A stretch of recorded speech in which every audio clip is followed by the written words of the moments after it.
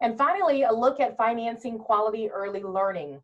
Michele Watson is the founder of Watson Policy Solutions and the interim chief executive officer of the Florida Children's Council. In this role, Michele provides transitional leadership for the businesses, organizations, agencies, and other key stakeholders involved with the council. Her expertise in data analysis and system development in the areas of education, policy, and finance have helped make the business cases for increased investments and policy changes in early education.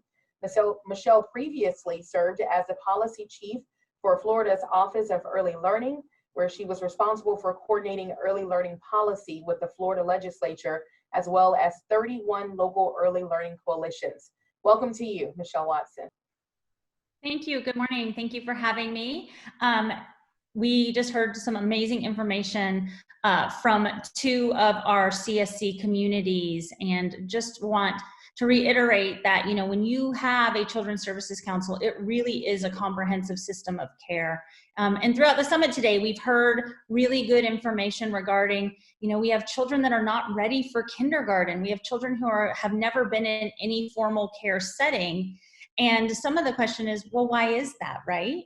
And so we know childcare is very, very expensive. In all but 3 counties, according to United Way, childcare is more expensive than rent. So many families are having to make really tough decisions about where they are trying to find any formal care arrangement. And data has shown that most families choose childcare based on location and price. Is it near where they work or where they live, and how much does it cost? One of the things we also know about childcare is it is very expensive to be a childcare provider. 60% of almost all childcare budgets are based on staff. And that's because there are teacher to child ratios set out by childcare licensing of 1 teacher to 4 infants, 1 teacher to 6 toddlers, and it increases from there. And so as part of my work in working with quality early learning, one of the things that we discovered was, why are we making significant investments in professional development and significant investments in curriculum and other items as we're moving forward, but yet we're not seeing the results?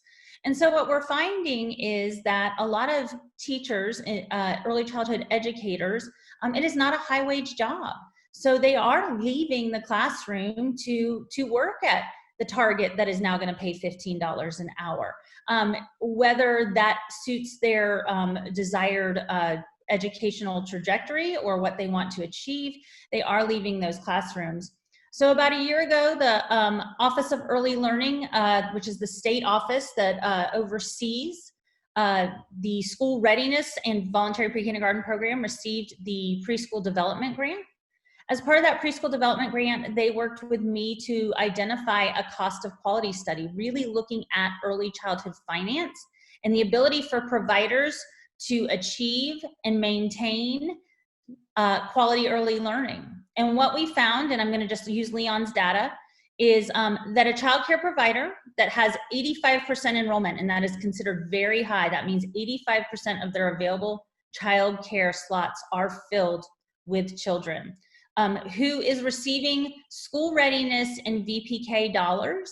At the end of the year, because of the payment rates not being adequate enough to cover the cost of care, a childcare provider will actually be in a deficit of $29,429 or $216 per child. So with operating from a deficit, what is the ability to achieve quality and sustain quality? One of the other things that we've heard is in Leon County, there is a small percentage of Gold Seal providers. 12%, I think, is the number that I keep hearing. And so what does that mean?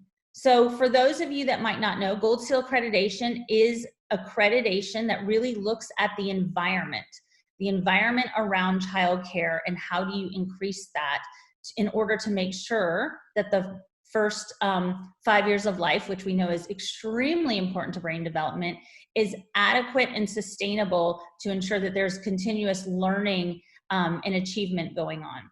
So with that being said, some of the opportunities where CSCs have been able to come in and really move the needle is our Kids Hope Alliance in Jacksonville created an accreditation academy. And accreditation is extremely expensive to go through the process because you have to do a self-study, you have to determine what materials you need, you have to pay the accreditation fees, you have a coach that usually can come in and help you to be successful. And what we know is with a $29,000 deficit, there's never been money to really invest in accreditation. So we have childcare providers that are leaving money on the table because as soon as they become Gold Seal accredited, the state automatically pays a 20% differential on the head of every school readiness child that's enrolled. So they're leaving money on the table and operating in a deficit, which is immediately impacting the outcomes of these children and their readiness for kindergarten. Now, the models that I'm stating assumes that a childcare provider is offering services infant all the way through age 5 until they're ready to enter kindergarten. One of the things that we know is providers cannot operate with a deficit of $30,000 for a sustained period of time and be able to continue to be in operations. So one of their first things they do is they look at, okay, where is the most expensive care?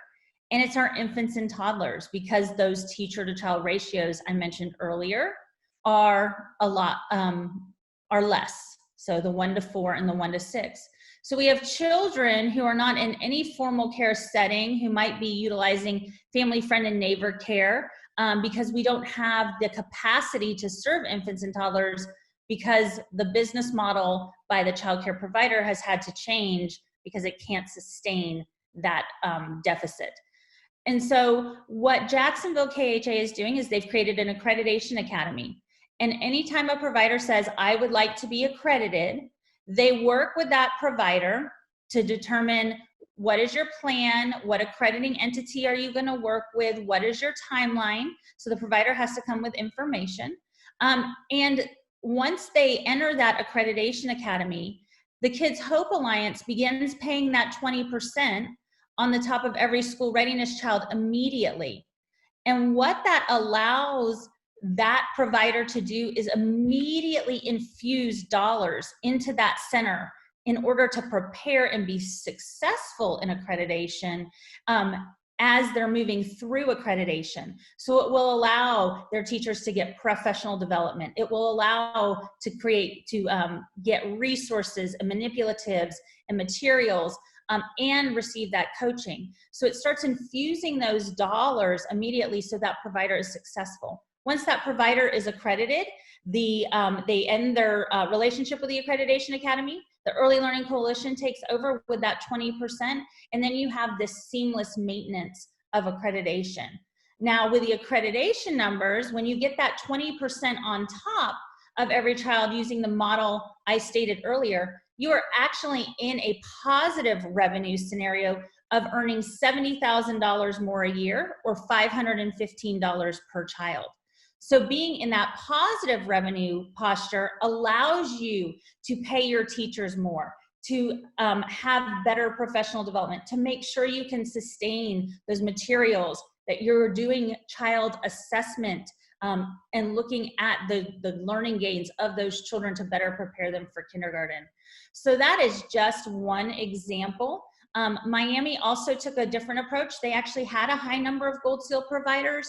And so they worked really hard to understand that in some communities, that families will only pay what they can afford in their budget. And so while they might not have every child that is a school readiness child, a lot of their families are school readiness eligible or in that ALICE population. And so what they decided to do is say, if you're a school readiness child, we're not going to remove you from the program once you are income ineligible, which for some of you, it's about 225% of the federal poverty level. We're going to go ahead and serve you up to 300% of the federal poverty level so that you can, one, continue that continuity of care, and two, around 300% that gets you to that ALICE sustainability budget which means that you are less likely to come back into social services knowing that childcare is the biggest and largest expense for your family budget at that time in most counties, except for the 3 where housing is actually more expensive than childcare. So these are just really, really proven, innovative solutions where CSC can supplement dollars to really, really impact the trajectory of children learning and the quality of childcare in your communities.